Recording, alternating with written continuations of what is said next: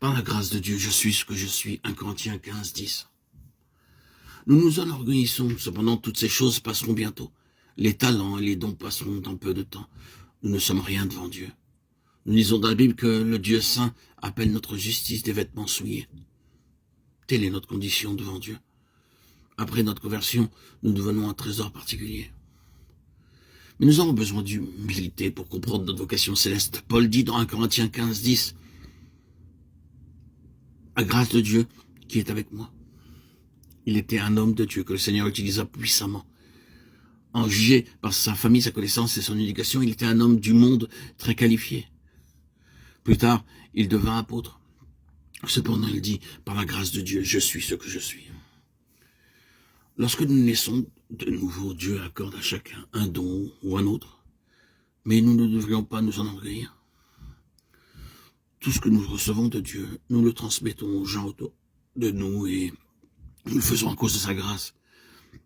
Il n'y a aucune raison de nous enorgueillir de talents que Dieu nous a donnés afin qu'ils soient utilisés pour les autres. Dieu ne nous utilisera que lorsque nous serons humbles et doux et chaque jour reconnaissants envers Dieu pour sa grâce. Par l'humilité seule, nous pouvons être qualifiés pour le royaume de Dieu et non pas par la connaissance biblique ou l'éducation.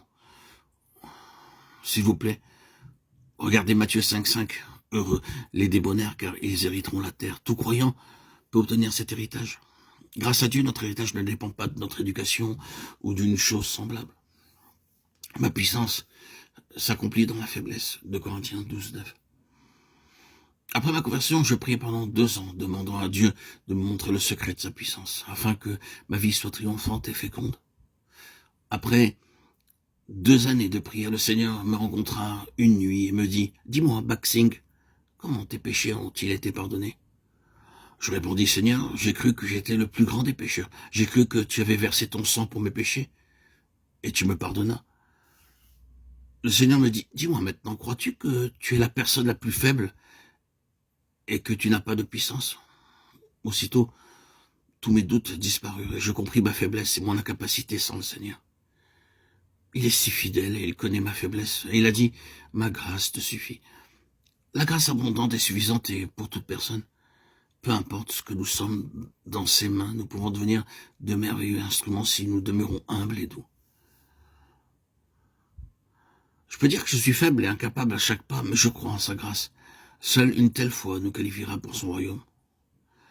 Tout d'abord, vos péchés doivent être pardonnés. C'est le commencement de la vie chrétienne. Toutes ces vérités, nous ne pouvons pas les comprendre sans l'expérience de la nouvelle naissance. Lorsque nous demandons « Êtes-vous né de nouveau ?» Cela signifie « Avez-vous bien spirituellement? Vous portez-vous bien? Est-il devenu votre ami, votre confident? Vous parle-t-il? Et lui parlez-vous? Êtes-vous bien conscient de sa présence? Ah, si vous ne pouvez pas répondre oui à toutes ces questions, alors venez à ses pieds dès maintenant, en ce moment, même pendant que vous m'entendez, en ce moment, à mon écoute, agenouillez-vous devant lui. Soyez dans l'adoration, la soumission, l'obéissance. Venez à ses pieds et demandez-lui de vous parler, d'être votre ami.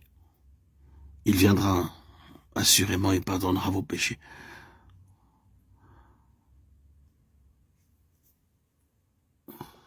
Vous lavera, versera son amour en vous et fera de vous un membre de son royaume.